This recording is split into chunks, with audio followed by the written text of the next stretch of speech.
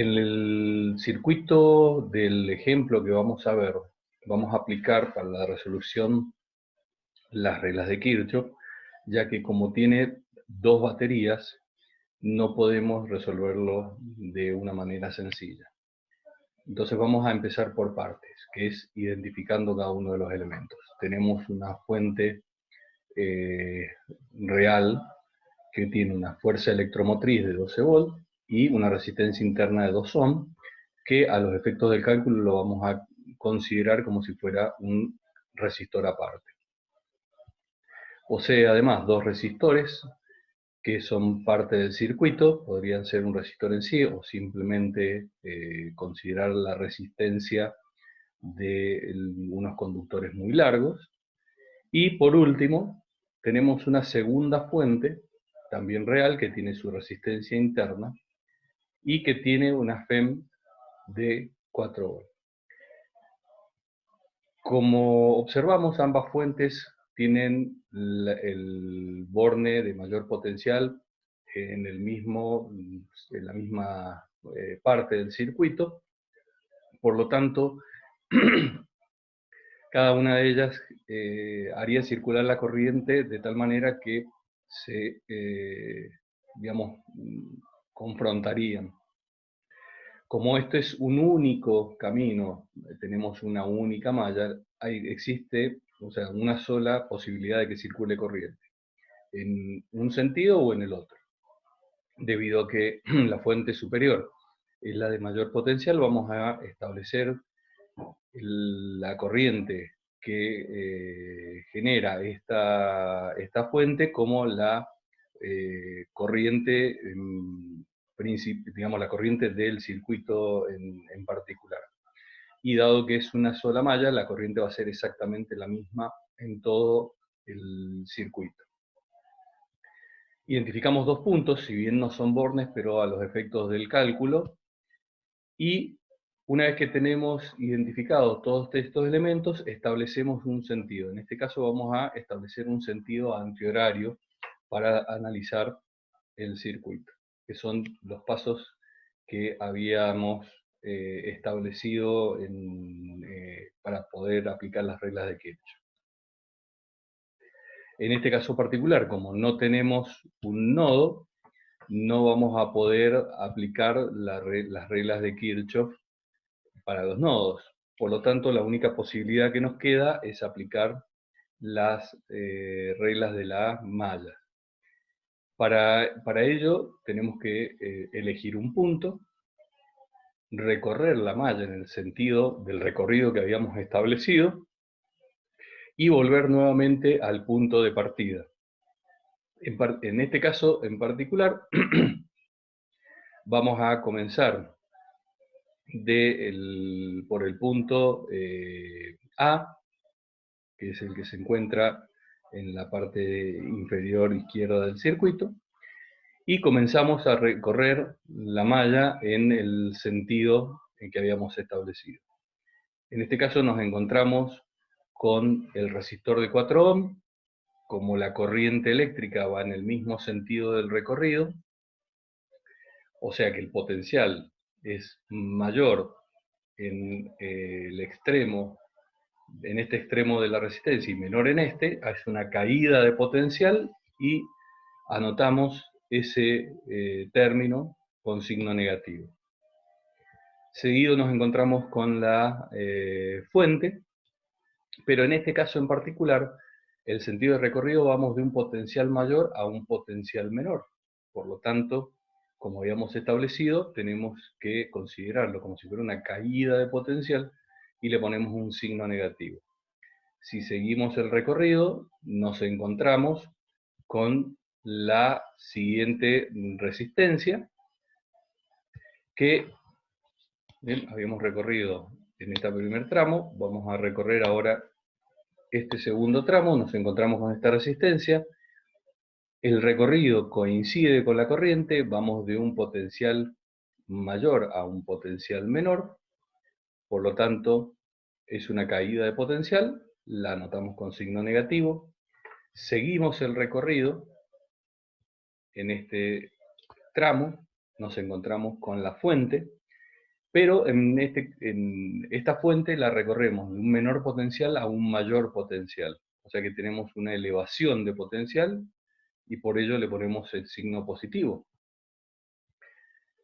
Nos encontramos con la resistencia interna de la fuente, coincide el sentido del recorrido con la corriente, o sea, vamos a ir de un mayor a un menor potencial, le ponemos el signo negativo, y por último, retornamos al punto de partida, en donde en esta resistencia también tenemos una diferencia de potencial, una caída de potencial, y por lo tanto el signo negativo.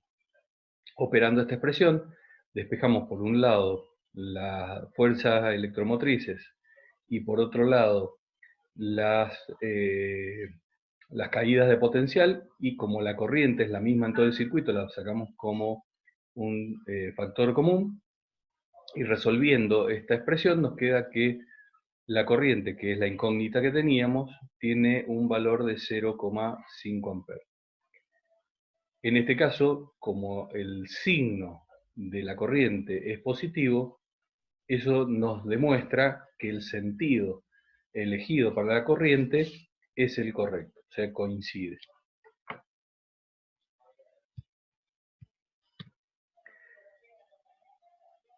Si quisiéramos determinar la diferencia de potencial entre el punto A y B, tenemos dos trayectos. Uno es por la rama inferior, bien, en este sentido, de tal manera que nos encontramos, en este caso al recorrerla en este mismo sentido, vamos a tener que vamos de un potencial, como el sentido de recorrido en este análisis que vamos a hacer, ya no tenemos el que establecimos para la malla, sino que vamos a ver una diferencia potencial, vamos en contra de la corriente, el potencial va de menor a mayor, lo consideramos con signo positivo. Luego nos encontramos con la fuente, vamos de un potencial menor a uno mayor, consideramos el signo positivo, y por último nos encontramos con esta última resistencia, que también el sentido de análisis va en contra de la corriente eléctrica, vamos de un menor a un mayor potencial, también lo consideramos con signo positivo. Despejando la expresión, nos encontramos esa diferencia de potencial. En cambio, si hubiéramos hecho el análisis siguiendo el otro camino posible, o sea, en este sentido, nos vamos a encontrar que tenemos una elevación de potencial en la fuente de 12 volts, positiva, como vemos acá. Luego tenemos una caída de potencial en la resistencia interna, porque vamos de un potencial mayor a un potencial menor, dado que el sentido de análisis coincide con el sentido de la corriente, y colocamos el signo negativo. Y por último, tenemos esta rama que la incorporamos a la ecuación. Obviamente que la diferencia de potencial tiene que ser exactamente la misma en ambos casos.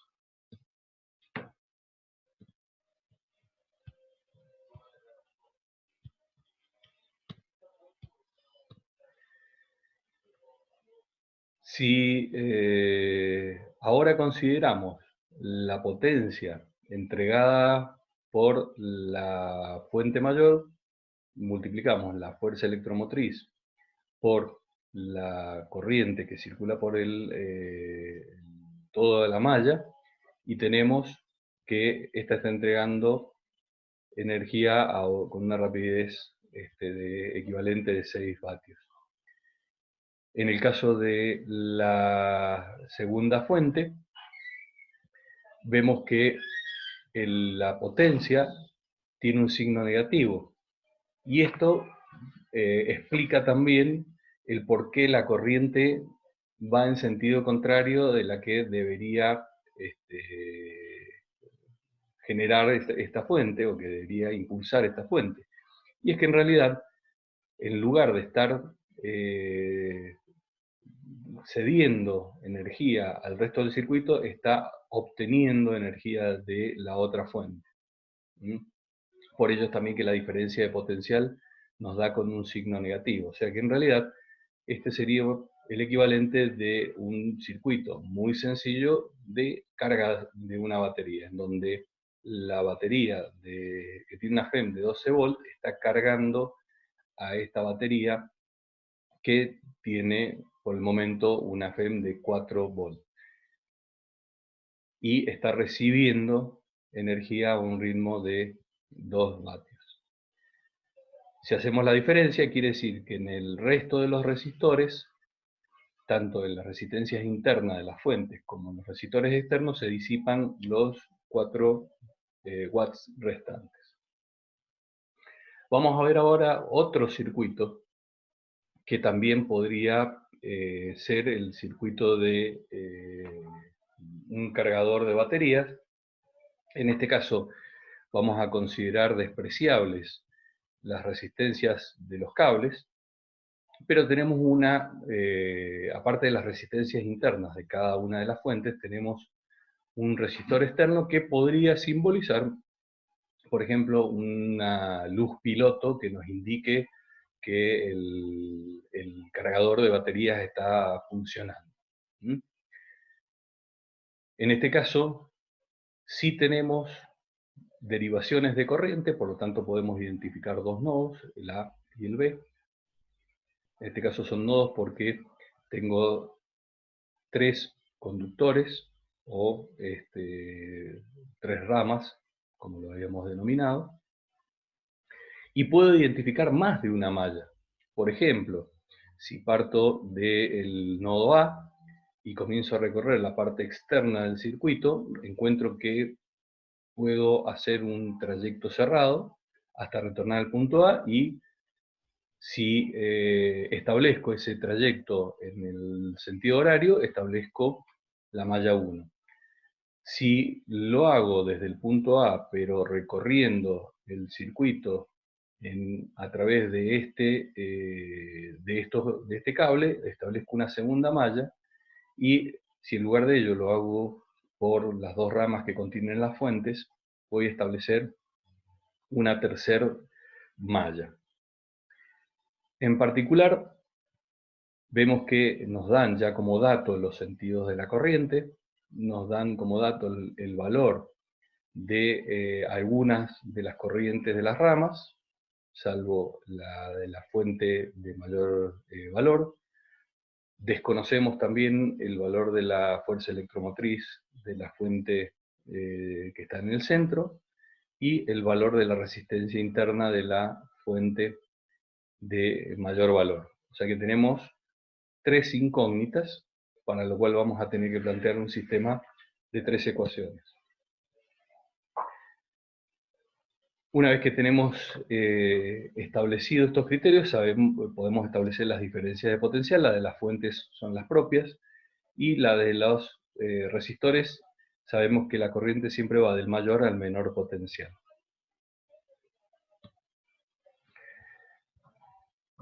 Empezamos aplicando la regla de las mallas, por ejemplo, en el nodo A, estableciendo como criterio que las corrientes entrantes son positivas y que las corrientes salientes son negativas.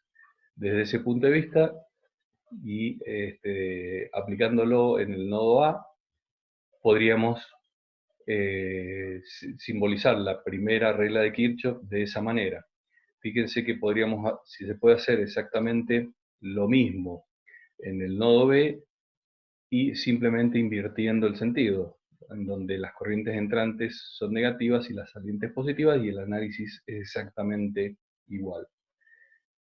Podríamos haber utilizado el mismo criterio en ambos nodos, da lo mismo y vamos a llegar exactamente al mismo resultado. Lo importante es establecer un criterio. Las corrientes que entran tienen un signo y las corrientes que salen tienen otro. La sumatoria total me tiene que dar igual a 0.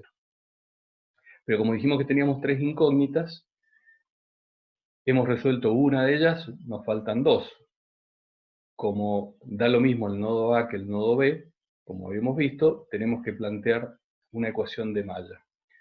Entonces, en particular, vamos a plantear la malla exterior 1, partiendo del nodo A, y recorriéndola en el sentido en que está establecido de antemano el recorrido, nos encontramos que tenemos un potencial en la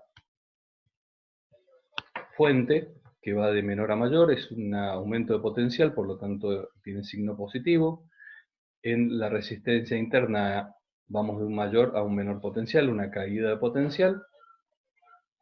Seguimos el trayecto hasta encontrarnos con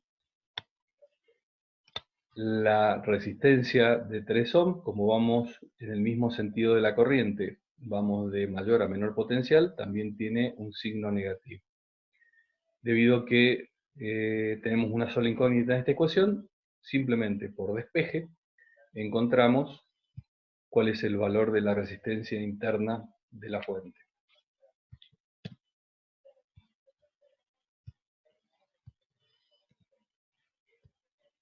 Nos queda una incógnita más, que es el valor de la fuente de la rama central. Para ello vemos o utilizamos el análisis de la malla 2. Nuevamente, partiendo del nodo A, vemos que en el caso de la fuente vamos de un mayor potencial a un menor potencial, y por lo tanto lo tenemos que considerar con signo negativo. En el caso de la resistencia vamos en sentido contrario a la de la corriente, o dicho de otra manera, vamos de un menor potencial a un mayor potencial, por lo tanto lo consideramos con signo positivo. Y luego, en la otra parte de la malla, en la otra rama, los sentidos coinciden y por lo tanto es una caída de potencial y la considero con signo negativo. Despejando, me queda que el valor de esa fuente es de 5 volts, pero aparece este signo negativo. Si hiciéramos el estudio, por ejemplo, con la malla 3, obtendríamos exactamente el mismo resultado. Y acá aplicamos el mismo criterio que habíamos visto antes, o sea que en realidad lo que sucede es que esta fuente se está cargando, o sea, tengo la diferencia de potencial que está aplicada a bornes de esta fuente es inversa respecto de la que está, digamos, en la que está colocada la fuente en particular. O sea, tengo un mayor potencial debido a esta fuente en este extremo de la fuente y un menor potencial en este. ¿Mm? Bien.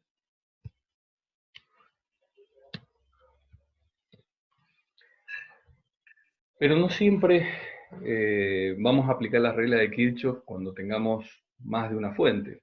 Hay algunos circuitos que son, digamos, están confeccionados o configurados de una determinada manera que no permiten la resolución a través de una reducción serie paralela.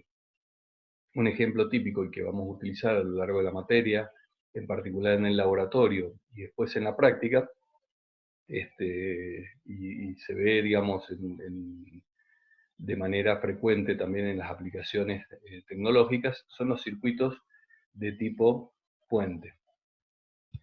En ese caso particular,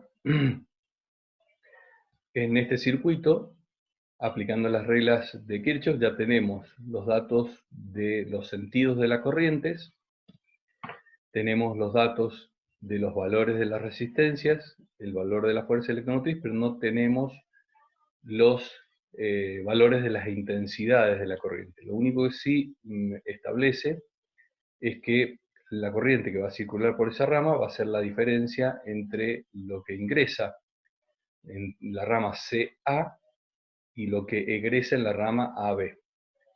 Mientras que en el caso de la corriente de la rama BAD va a ser la sumatoria de las dos corrientes ingresantes. Y por la fuente va a ser el total de las dos corrientes que se derivan a partir de las dos ramas conectadas al nodo C. Fíjense que si hacemos el análisis para el nodo D, sumando ambas, llego exactamente al mismo resultado. Aplicando las reglas de Kirchhoff en el nodo A, tenemos que la corriente I1 es entrante, convencionalmente lo consideramos positivo, por lo tanto, tanto la corriente I3 como la corriente en la rama AD, que es la sumatoria de, perdón, la suma algebraica de I1 y I3, en este caso la diferencia, ambas las considero con signo negativo. Si hago otro tanto en el nodo B, obtengo que tanto I2 como I3 que ingresan son positivas y la corriente saliente es negativa. Como tengo en principio más de una incógnita, en este caso tengo 5 incógnitas, que son las 5 corrientes, ya que esta en realidad es la sumatoria de las dos, lo que puedo hacer es, ya nodos, podría plantear una ecuación más, en el caso del nodo C, pero no tiene demasiado sentido, ya que con las otras dos ecuaciones de nodo cubro también las dos corrientes, tanto I1 como I2. Entonces planteo ecuaciones de malla. Primero la malla 1, ¿bien?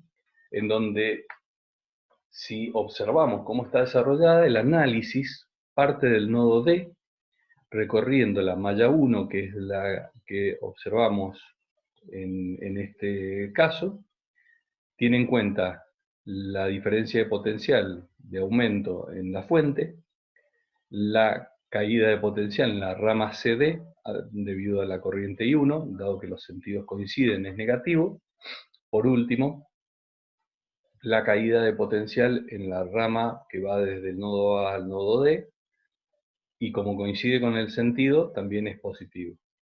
Si hago el análisis de la malla 2, que es la externa de todo el circuito, el análisis en este caso en particular, vemos que comienza en el nodo C. A partir de ahí, como el sentido coincide con I2 y hay una caída de potencial, aparece con signo negativo. Luego, por la rama B a D, también el sentido de análisis coincide con el sentido de la corriente. Es una caída de potencial, signo negativo, y retorna del punto D al C por la fuente, que nuevamente tiene signo positivo. Y por último, puedo utilizar la malla 3, en donde parto del nodo C, pero en este caso hay una particularidad. Fíjense que el análisis o el sentido de análisis está invertido respecto de los sentidos de las demás mallas. En principio habíamos dicho que convenía establecer todos los sentidos, tanto horarios como antihorarios, pero todos iguales. ¿Es una obligación? No. ¿Es conveniente? Sí, porque ordena mejor los resultados. Pero a los efectos del estudio, vamos a ver que es indistinto que lo consideremos, así como los sentidos de las corrientes también los podíamos asignar de manera arbitraria.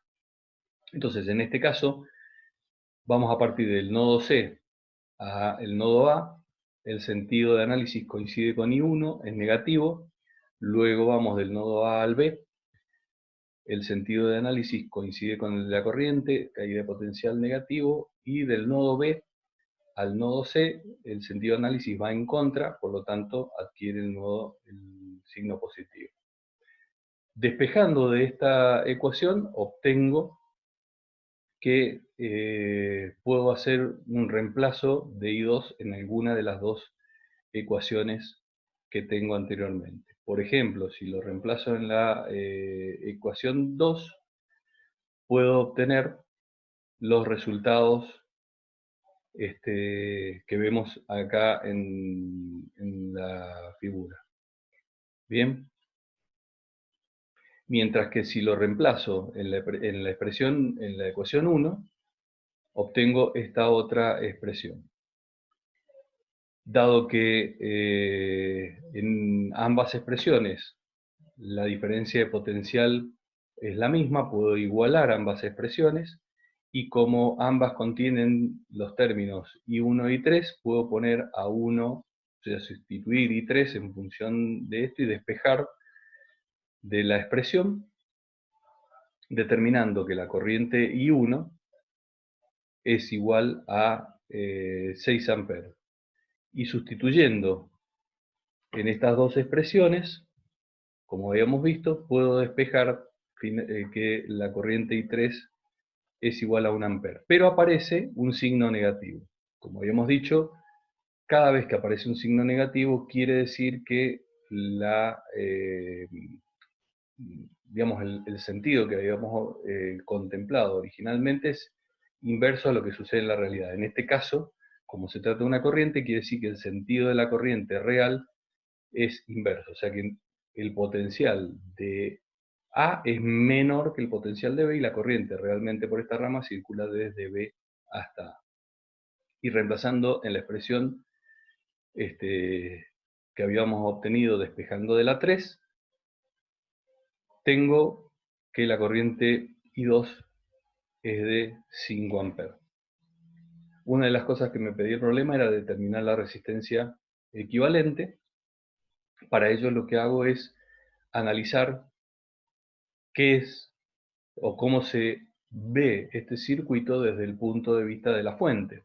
Para ello determino cuál es la corriente total que va a atravesar la fuente y en función de la diferencia de potencial que va a haber entre el C y D, obtengo el valor de la resistencia equivalente entre estos dos bornes, que es de 1,2 ohm. Fíjense que las corrientes de la rama A y D y B a D, simplemente por sustitución de las dos variables puedo obtener los valores. Y de esa manera conozco todo el resultado de las distintas expresiones y de las distintas incógnitas que tenía en este problema. Otra de las cuestiones que tenemos que tener en cuenta, o que vamos a tener en cuenta en esta unidad, es considerar a los instrumentos de medición como elementos compuestos fundamentalmente de elementos resistivos, en los cuales se va a producir una diferencia de potencial y por lo tanto cada vez que lo incluyamos en un circuito nos va a afectar de alguna manera. Entonces lo primero que tenemos que hacer es conocer, aunque todavía no estemos preparados para observar cuál es el principio de funcionamiento de este instrumento, ya que utiliza campos magnéticos, que los vamos a estudiar más adelante, pero sí ver las componentes. Una de las componentes es una serie de alambres por los cuales circula una corriente, y esto en definitiva se va a transformar interactuando con este campo magnético en una fuerza torsora, en una torca, que obliga a girar a todo este dispositivo que está solidario con la aguja. O sea que la aguja tiende a girar en un determinado sentido. Pero también unido a este elemento hay un alambre que, a medida que la aguja se va desplazando a lo largo de la escala, desde el 0 hacia el mayor valor, comienza a tener a generar, digamos, una torca que se opone a este movimiento. De tal manera que en algún punto, si estas dos torcas son iguales, pero como tienen sentido opuesto, se alcanza una situación de equilibrio. De tal manera que mientras mayor es el desvío, mayor es la torca de oposición, y de esta manera podemos decir que el ángulo de desvío de la aguja va a ser proporcional a la intensidad de la corriente eléctrica que circula por esa bobina. Y por lo tanto, si graduamos la escala en términos de corriente en lugar de ángulo, vamos a poder obtener un instrumento de medición. Una de las limitaciones que tienen estos instrumentos es que este desvío se puede producir hasta un cierto valor, a partir del cual digamos, se escapa del principio de funcionamiento del instrumento y ya no existe esa proporcionalidad que buscamos. A esa desvío máximo va a corresponder una corriente máxima y la vamos a denominar corriente a fondo de escala, porque es la que produce la desviación completa de la escala. Normalmente son valores pequeños, están en el orden de los 10 microamperes a los 10 miliamperes, y también podemos decir que esta bobina que tenemos en este instrumento, dado que es un material conductor, pero no es un superconductor, tiene una resistencia, y si bien son resistencias relativamente bajas, en el caso de los instrumentos tenemos que tenerla en cuenta. En estos instrumentos van de 10 a 1000 ohms. De esta manera podemos también determinar que cuando circula, digamos, por este instrumento la máxima corriente, debido a esta resistencia interna que tiene, voy a tener una diferencia de potencial máxima en esa escala. O de otra manera, solamente puedo aplicar esa diferencia de potencial a este instrumento, dado que si no se superaría el límite de la corriente máxima que se puede establecer. ¿Para qué se utiliza este galvanómetro? Para construir instrumentos de medición. Por ejemplo, un amperímetro. Una forma de construir un amperímetro es determinar la cantidad de corriente que circula en un conductor de un circuito eléctrico. El tema es que la corriente que circula a lo largo de esta bobina es muy limitada, entonces aprovechamos el concepto de resistencias en paralelo que habíamos visto, en donde a menor resistencia mayor es la intensidad de corriente, y lo que hago es digamos, construir esta disposición de resistencias en paralelo, poniendo en paralelo con la resistencia interna de la bobina una resistencia que la denomino resistencia shunt, por la denominación en inglés de paralelo. Esta resistencia en shunt tiene que ser de valores, si queremos medir más corriente que la que nos permite el instrumento, tiene que ser valor menor que la interna del instrumento, de manera que la mayor cantidad de corriente se derive a través de ella. De tal forma que la corriente que va a circular por la resistencia de derivación paralelo shunt es igual a la corriente total, excepto la parte que se va a derivar por el instrumento propiamente dicho, el galvanómetro. O sea que acá en realidad no es ni más ni menos que la aplicación de la primera regla de Kirchhoff, por ejemplo, en el nodo A. Como están en paralelo, la diferencia de potencial de A a B es la misma. Quiere decir que la caída de potencial en el instrumento va a ser igual a la caída de potencial en la resistencia en paralelo de derivación, y dado que la corriente máxima que vamos a poder medir va a estar en relación a la corriente máxima que permite el instrumento, y dado que la resistencia interna es conocida, podemos determinar qué valor debería tener esa resistencia en derivación. De tal forma que podemos seleccionar distintas resistencias de derivación para distintos rangos de corriente a medir. Este mismo instrumento, configurado de la manera que vemos en la figura, nos sirve para medir diferencia de potencial, ya que dijimos que había una proporcionalidad entre la corriente y la diferencia de potencial a bordo. El tema es que la diferencia de potencial, dado que la corriente es pequeña y la resistencia es pequeña, también la diferencia de potencial que soporta es pequeña. Entonces, ¿qué es lo que utilizamos? Una combinación de resistencia en serie, de tal manera que en esta resistencia haya una parte de la caída de potencial y el resto de la caída de potencial se produzca en el instrumento, que es la máxima posible.